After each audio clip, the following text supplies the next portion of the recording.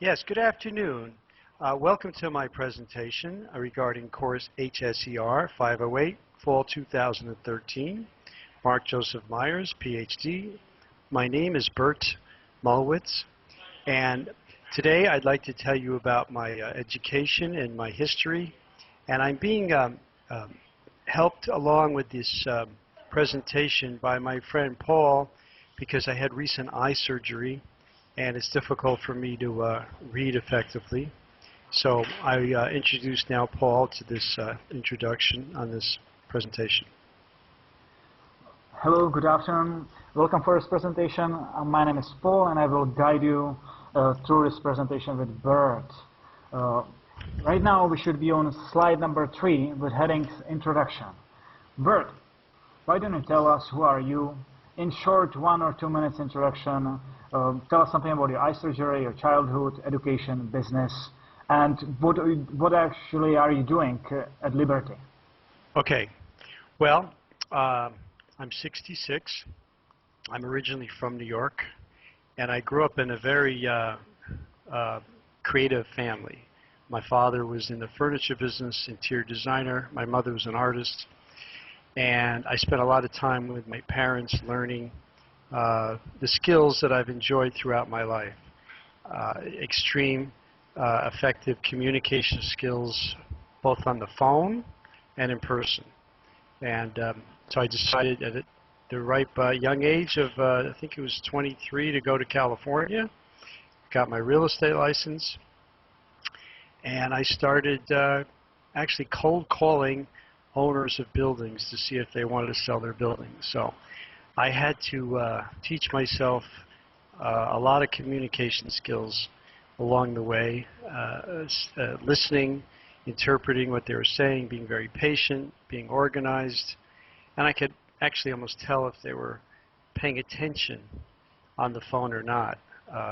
And actually part of that skill came from the fact that my mother, may she rest in peace, was not a good listener. So instead of assuming someone was listening, I assumed they weren't. So any kind of speech, and any kind of roughness in their speech, or if they seem to be doing something else or being distracted, I could tell, and I have to bring them in a nice way back to focus. So I became very successful at that.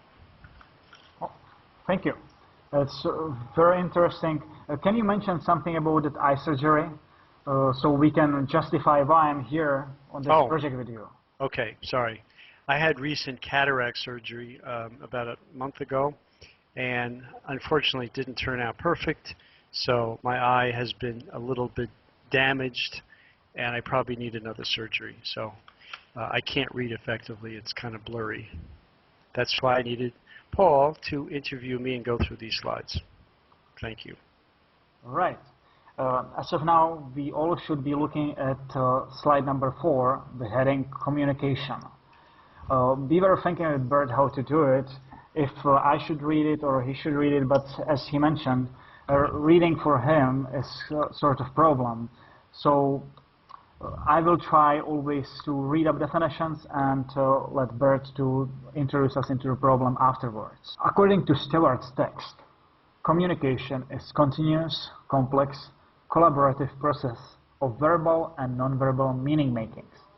Burt, can you tell us how would you explain it? What do you mean communication is continuous?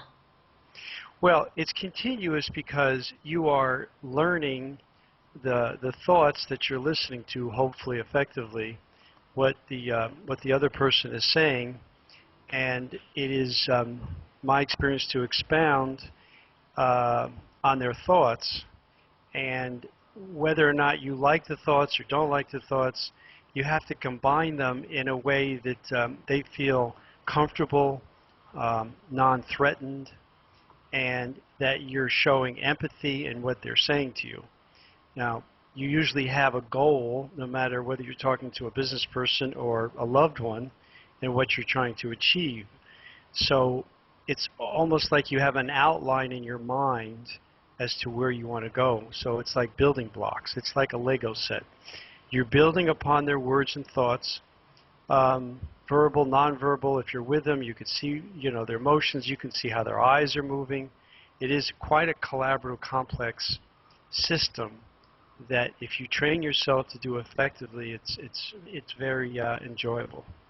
All right, thank you. You're just making my job much easier. I asked you only on the first part, you answer the entire question, Well, which is good cooperation, I guess. When we would switch for slide number 5, we would be talking about enlarging of conversation. According to definition, there is a direct link between the quality of your communication and the quality of your life. Enlarging the conversation then refers to maximizing fulfillment through talking and listening. It is understanding the role and responsibilities of each party involved, that everyone feels acknowledged, heard, considered, respected, and cared for. Each person walks away from encounter empowered. Do you have any note on that, what you would like to talk for our listeners? Sure. I could capsulize that thought in 2 words: win-win. If you go into any kind of negotiating, again, with a loved one, business person, your child, they want to feel that you are not trying to manipulate or control their thoughts. They have their own thoughts. Even a 2-year-old has their own thoughts. And you just have to understand what their motivation is behind those thoughts. And sometimes they may not have what I would call linear thinking. It may be going off, you know, on tangents all over the place. And if you show empathy and understanding as to what they're trying to communicate, which hopefully is organized in their mind that you understand, and they feel, you know, that you actually really care for what they're saying, everyone will be a lot happier, and they will continue. The idea is not to intimidate them so they have a fear of conveying their thoughts, always to feel comfortable. And a lot of it has to do with your speech patterns. If you're calm and you don't get upset and you don't become argumentative, because people have a tendency to back up, so to speak, and their mind will actually close down. So you have to talk and listen at the speed that they're comfortable with. I'm from New York, and I was also living in California for many years, so I can go slow or fast, and I'm adjusting it to what the other person I'm speaking with is saying. Oh, thank you very much. It's actually much clearer than based on the definition I've just read. So maybe next time I will also apply and sign up for Liberty University.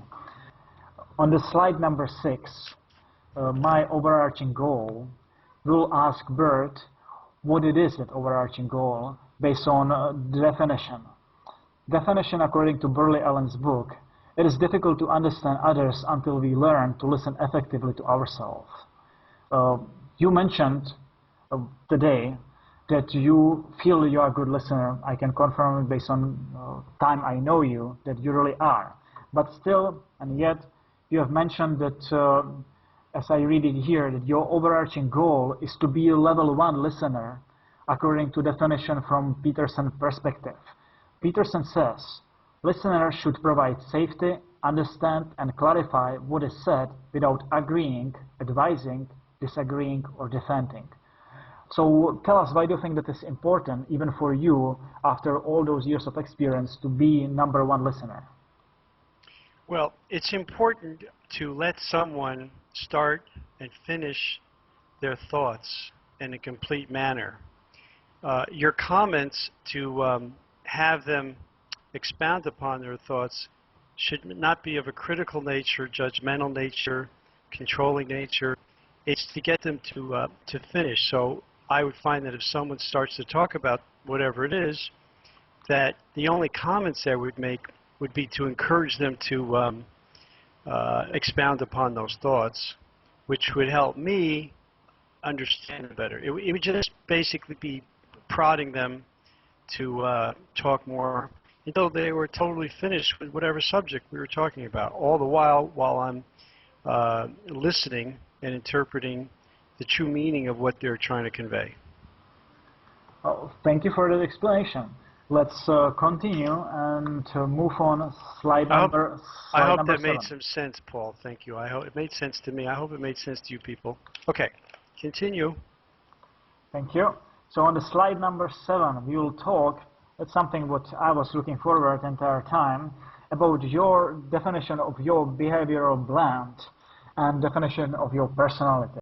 According to Carbonell,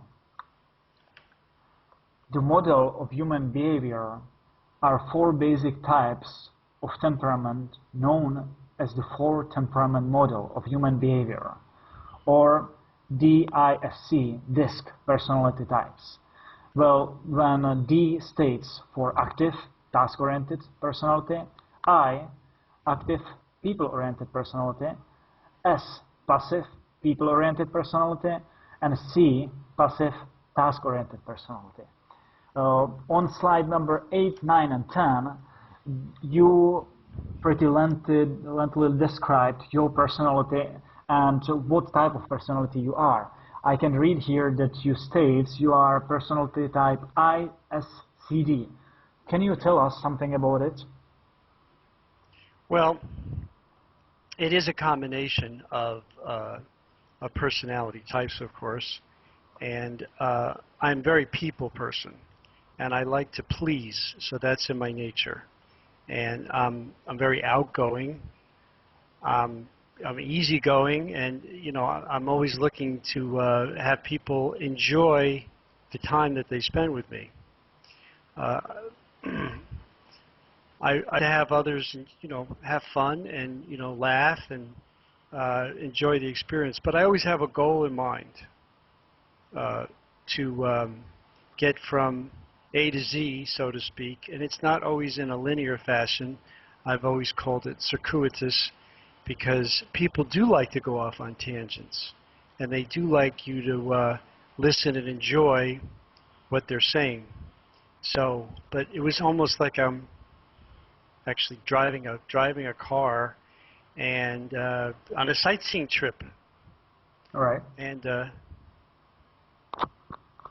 that's interesting. Now I see you are basically a combination of all of those. All the letters in DISC are inside of yourself. That's I would say I go with the flow. All right. I'm not a control freak. I don't like to be controlled, but when I'm talking with someone, I pretty much go with the flow. If they want to talk about something that's, maybe off the subject because they enjoy it, I go with it. But so yet, your achievement in business was you had to be goal-oriented and driven, forward-driven when you achieved what you've done. So how is it combined with that go in the flow? Well, again, I'm likening it to if I'm driving to a destination and somebody says, "Can we stop here?" Along the way, I let them stop and explore. Maybe we want to go off on a side road and see something. There's waterfalls over there or whatever. I mean, I'm giving, an analogy that I would let them do that. But I always saw the destination ahead of me. So it's sort of going like this. All right, thank you. On the slide number 11 and 12, with headings influences, positives and negatives, I will just guide you through so Burt doesn't have problem with reading it. Based on Burt's personality, ISCD, he is positively affected by being friendly, he's caring, he has strong personality skills, good listening skills, empathetic, believer, and trustworthy, innovative, and sequential planner. On the other hand, sometimes the very same skills are proving to be negative in certain cases, because he might be also too believing, too outgoing, he might have scattered thoughts, or not planning sufficiently when being very confronting. It's not negative, but especially now in 21st century, sometimes being confronting means people don't accept too direct people, and Burt can be very direct. Being too much for other personality types, being sanguine, it means being I in the personality type, might be sometimes too much for others to handle. But I think that to have so much fun is not bad. Anyways, on slide 13, barriers in goal achievement. there is something, Bert, you can tell us about. You mentioned that there are two things that is blocking you and prohibiting you to be that level 1 listener. It's thinking on goal.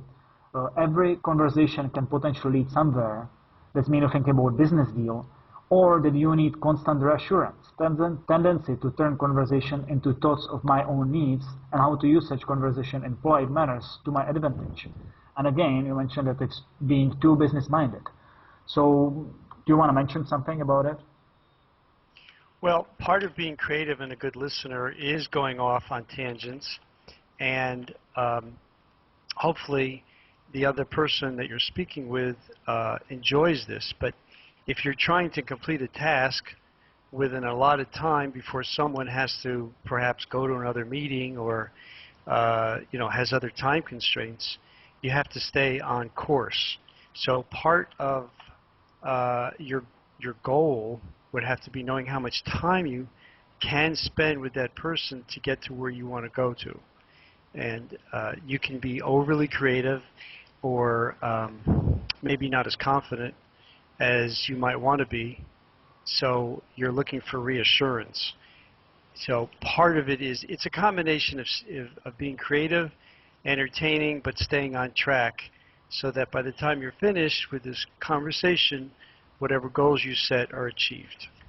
On the slide 14, with heading Noise Pollution, according to Burley Allen's book, factors that influence us to be distracted from listening effectively at level 1 is the definition of noise pollution. We distinguish two types of noise pollution. One is internal, one is external.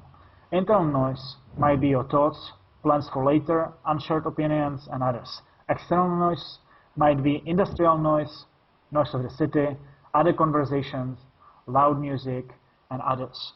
Would you be so kind and share with us what you think might be solution for noise pollution? Well, okay. As far as internal noise is concerned, your ability to park your thoughts, most people in a conversation are very anxious to get their thoughts out. Overly anxious, so they're not listening to what the other person is saying. They can't wait to react. I notice many times that people will say, oh, I did this, I've been there, the same place. They want to like one-upmanship. Oh, I did this, I did that. It's like a competitive thing. So I guard against doing that. I let people do it to me because I learn by what they're saying. But you have to keep your thoughts organized so that you're truly listening. It's like a valve, actually. It's a two-way valve. When they start to talk, you have to just park your thoughts. You will have reactions to what they're saying, and you want to respond right away. The difficulty in this is they could talk, let's say, about 10 subjects, and you haven't answered all of them. You want to answer all of them. But I find that letting them finish and then selectively coming up with the answers or the topics that they talked about. So it's kind of, I call it parking your answers, which allows them to finish and continue. As far as external noise, I don't like any noise when I'm talking to someone. So if I'm on the phone especially, I can hear every little thing that's going on in the background. And if they're, people have a tendency when they're on the phone to multitask, and they overdo it. And I mean, I can hear them even when they're typing on their keyboard. And I will ask them politely, is there something you need to do now? It's got to be done in a non-offensive way, but it's all meant to ask them politely to focus on what you're saying, and also to focus on what they're saying so that their thoughts are logical and they're not scattered. So that's how I deal with internal or external noise.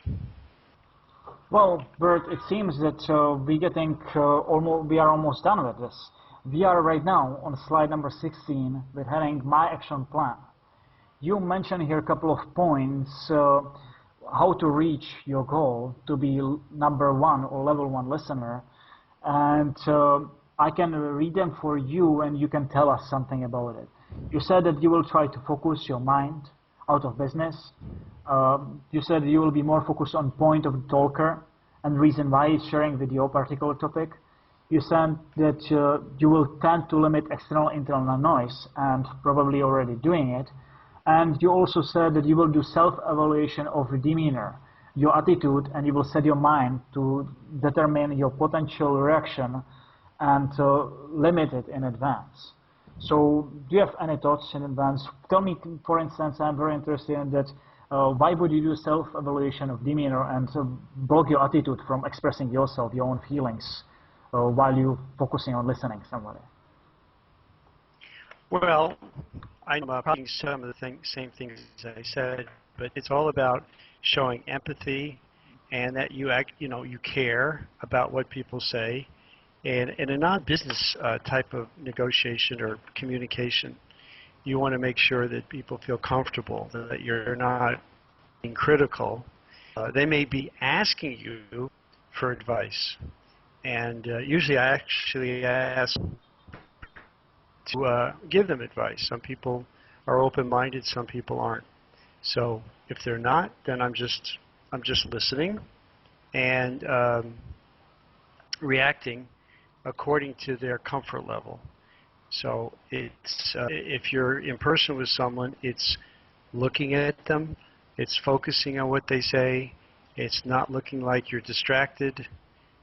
It's actually you're trained your mind not to be distracted.